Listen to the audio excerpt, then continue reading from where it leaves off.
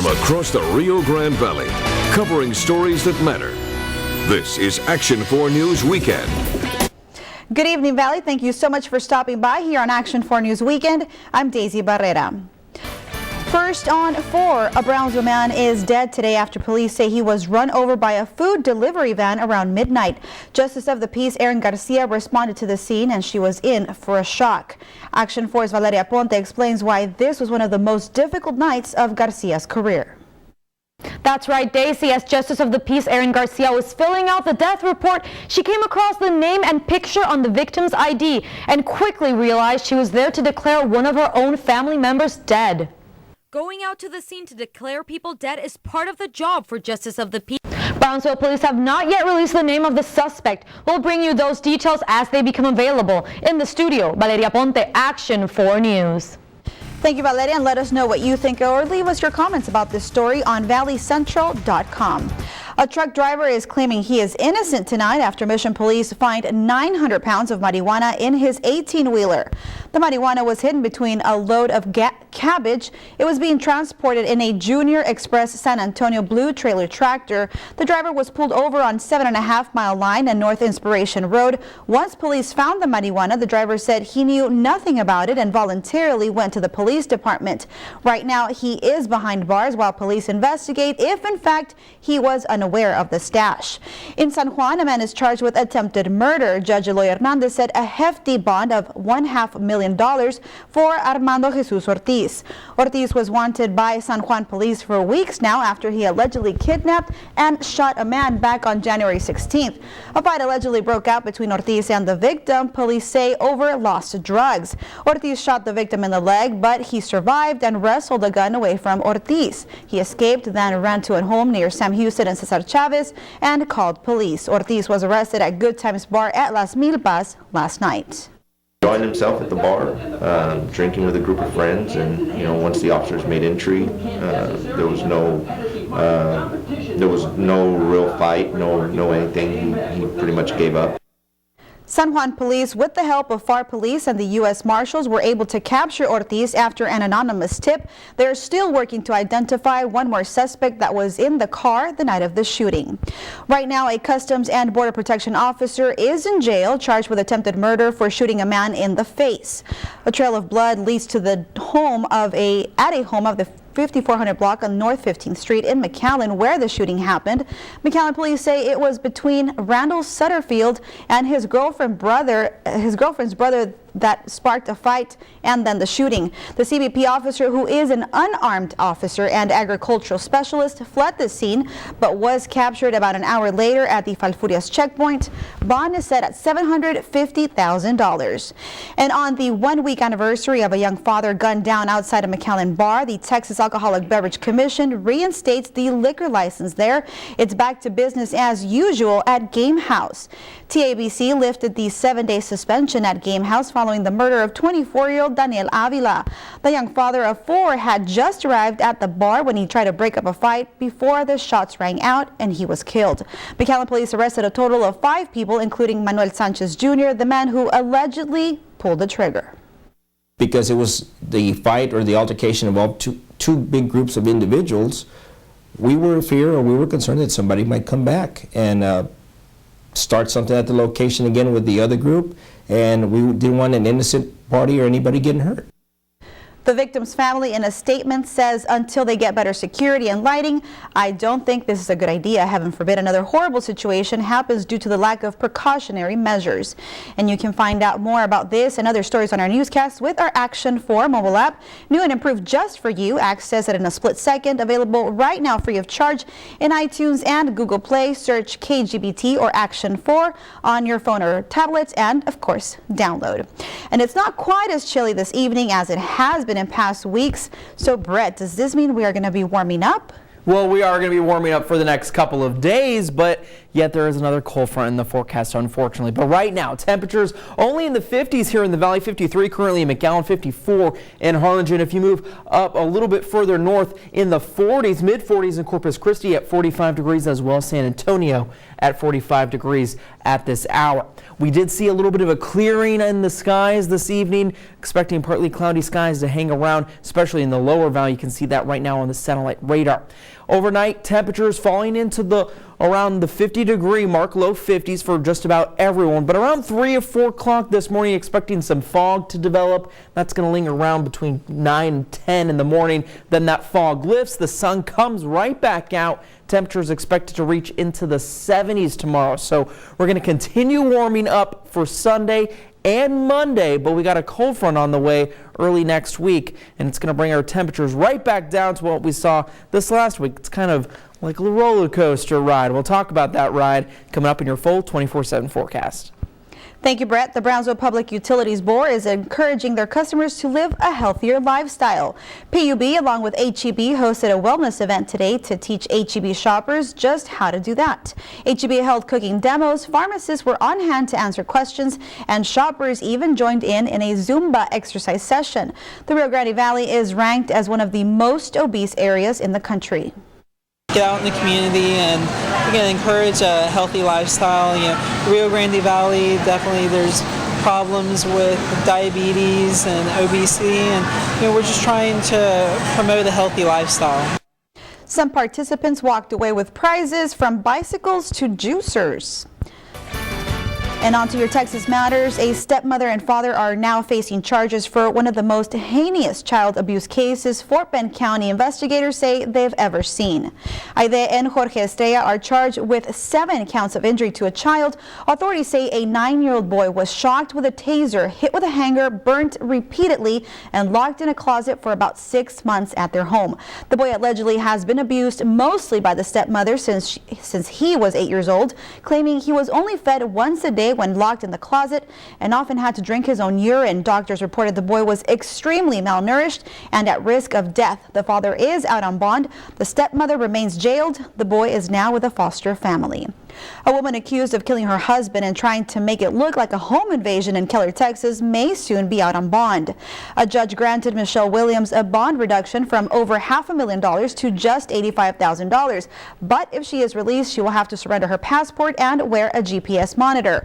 On October 14th, 2011, Williams called Keller police hysterically, saying someone broke into her home and shot and killed her husband, Greg. She is charged with murder and tampering with evidence.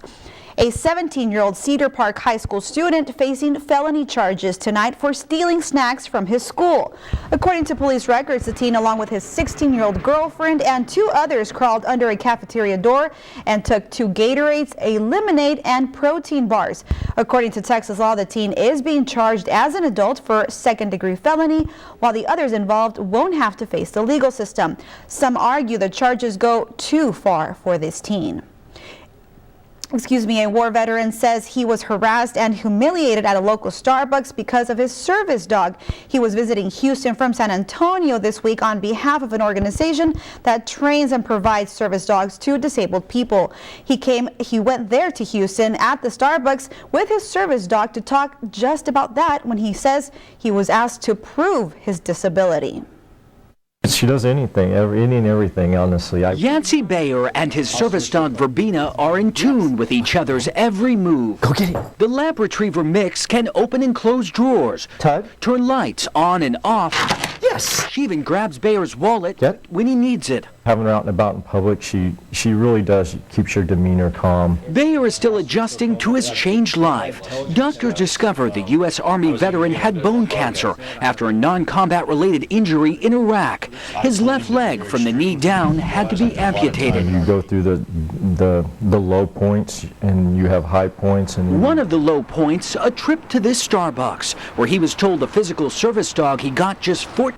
Starbucks did apologize for what happened. A corporate spokeswoman says they are using this as a coaching opportunity for the future. Bayer just hopes others can learn from this experience.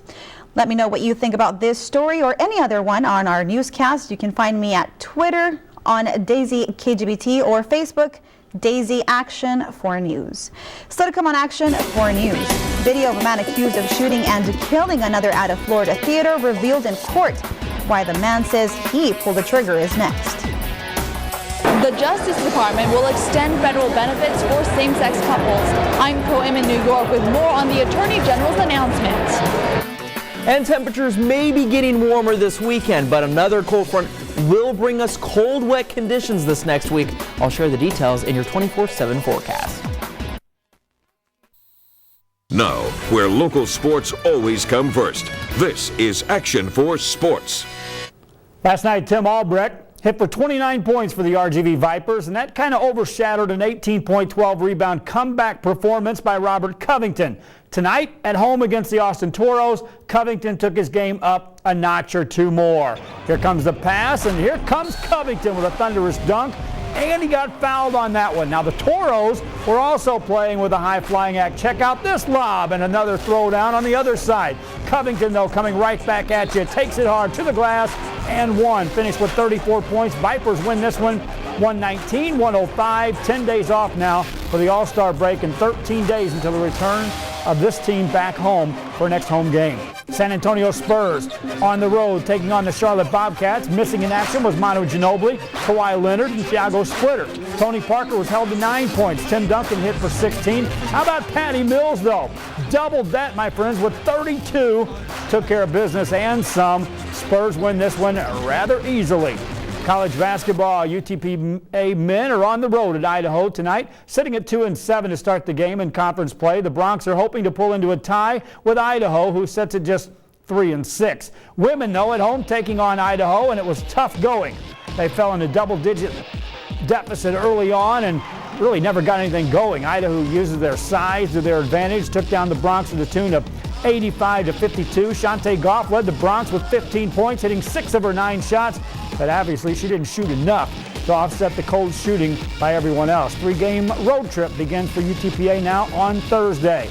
Weather pushed back some of the soccer games from last night, and that meant for a busy day at Sam Stadium in Brownsville. How about some boys action? A showdown between Rivera and Hanna. Now, last season when they split a couple of games, it was all eyes on the playoffs for both teams. Hanna, of course, made that magical run. Today, though, they brought some high-level soccer to Sam Stadium. Check out the passing that comes up here. Kind of puts the defense to sleep, and then Alexander, that's David Alexander, sends it home. That makes it a 3-1 game with Rivera on top. Now, Hanna trying to come right back. That just misses, and then here comes Rivera. Alexi Herrera, he seals the deal. Rivera wins this one 4-1. Girls action had the same two teams. Neither had lost a game yet in conference play, which made it fitting. It took a shootout before Rivera win that one 3-2.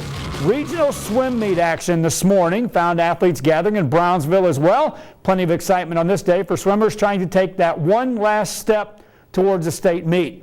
Watch the bottom of your screen here in the boys 100-meter breaststroke, and that is going to be McAllen Rose Freddie Davis, who won that by a narrow margin. Later on, not near as much mystery as it's going to be McAllen's Brandon Larson with the win. Both of those finished in the top 10 in the event. Overall, McAllen Memorial boys finished just 6 points off the lead. King, though, edged them 370-364. King took the crown on the boys and the girls' side for team points. McAllen Road girls finished in second.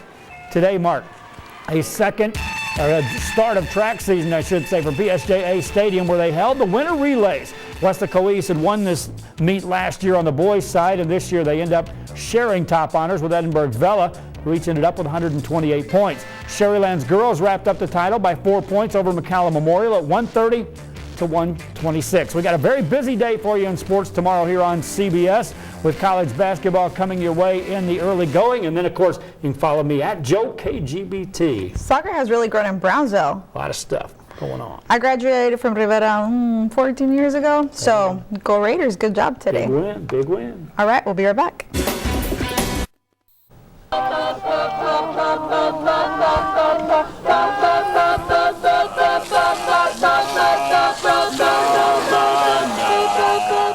Wow, so impressive or annoying? I'm not sure. Annoying. Glee hits the car wash. Choir students from Marshall Middle School and Scripps Ranch High School washed cars today, while singing their favorite songs. They're trying to raise money to go to Carnegie Hall and perform, and also a trip to Europe. Their choir director says these students come from musical backgrounds, and he's so excited to have them. And, you know, we got a little taste there. So what do you think, Joe? You said annoying, and you said impressive. It's creative. It's creative, but...